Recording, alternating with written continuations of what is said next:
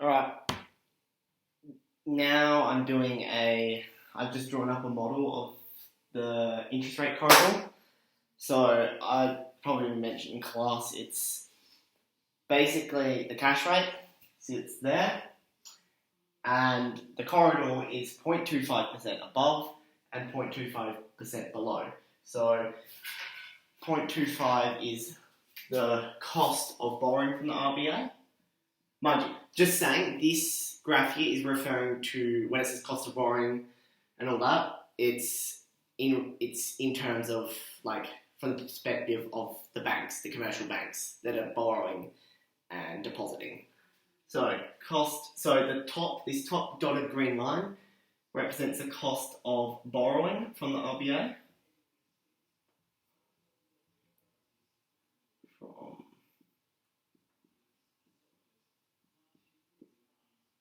And this bottom one here is, so that's the, what would you say? Deposit rate. Deposit rate at the RBA. Okay. What am I going to say? So, I want to show you this. So, this red line here shows the supply of money. So, might be wondering why it's vertical. That's because the RBA knows how much money there is in the economy. It's a fixed amount. It doesn't go up as the cash rate changes. It's just there's a finite amount of money in the economy. You can't get any more or can't get any less.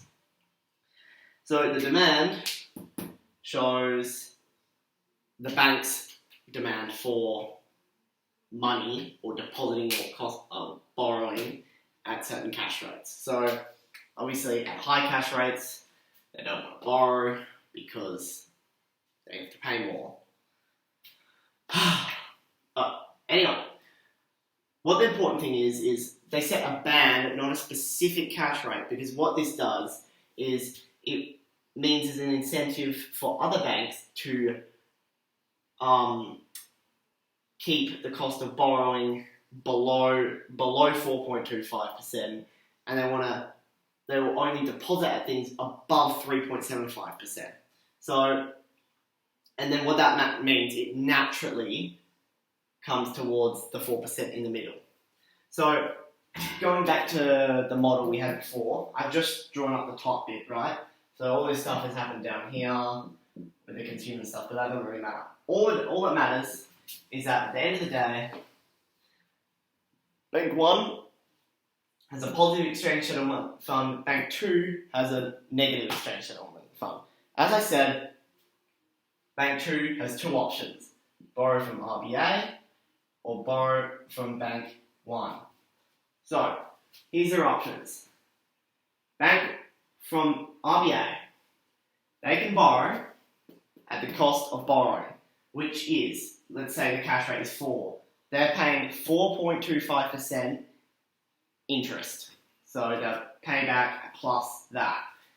What that means is Bank 1, but Bank 1 they want to be the one that's lending the money. They want to get that money, not the RBA. So they need to lend them that money at below 4.25%, otherwise they won't get it. If this was Bank 1, why at like 4.8, why would Bank 2 borrow from them when they could pay less money back at the RBA? Simple as that. Like, it just acts as an incentive to keep the cost of borrowing down. And what that means is then Bank 2 pays a max of 4.25%. So they will only pass down, I don't know what, I don't know the figures, but like they will only pass down a finite amount of interest down to the people that actually are at a bank there.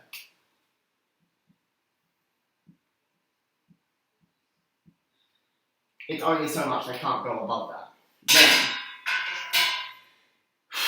Then you've got on the other side. Let me use a different colour. I'm going to use this one.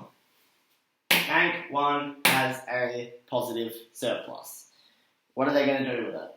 They have two options again. They can deposit it at the RBA, right? or weirdly they can deposit it at bank 2. So that means like almost investing. So that means they will get interest. Wait, I'll go. So at RBA, they have $10,000 left over at the end of the day. So they can be like, okay, I'm putting it in my bank account at the RBA. I want you to give me 3.75% interest on that. So like $400, $375 extra at the end of the day. So that's the deposit. That's how much you get back if you deposit money at the RBA. This line, you can guess, acts as an incentive to keep the minimum interest rate above a certain level when you're borrowing. So what that means is I get 3.75% interest rate here. They have to offer above that if they want the money deposited there, because they want the money, but they still have to offer above that, because why would I deposit it here if I get more money here? So that means bank 2 must keep it above that. What this means is naturally the cost of borrowing and the deposit rate naturally converge at 4%, or whatever cash rate they set. I mean, it works. Yeah. What was the other thing? Okay, yeah. I wanted to talk about changes. Yeah. Okay, this little thing here, this graph, what do I don't need? No, I probably don't need that. This can also be used to model open market operations. Edit that, to be honest.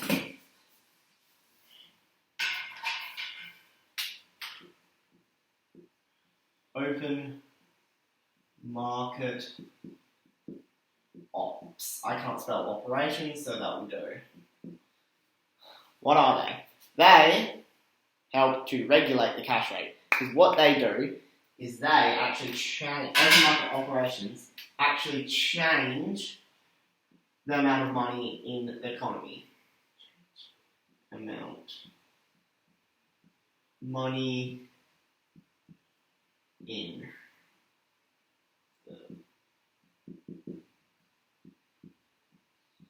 Therefore, they change the supply.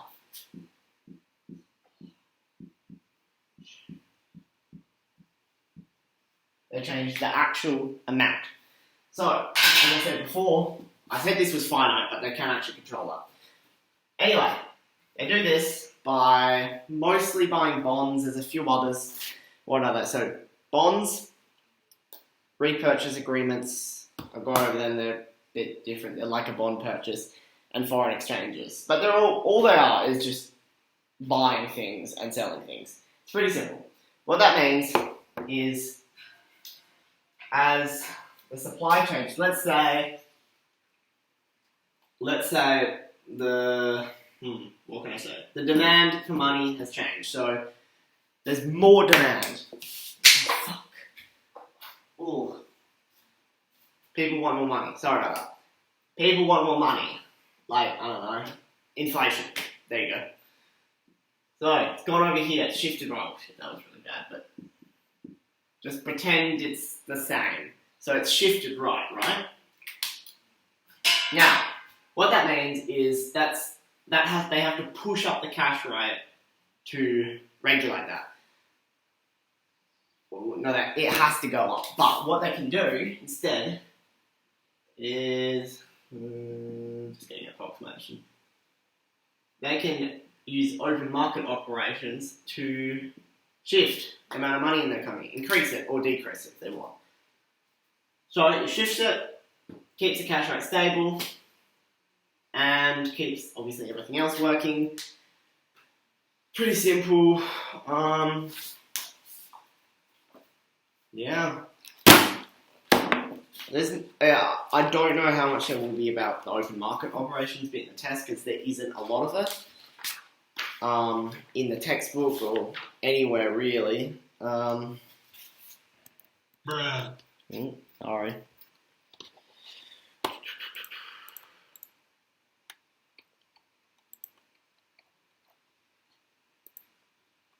Yeah. Okay. Yeah, that's it for this one. Alright. Good luck, guys.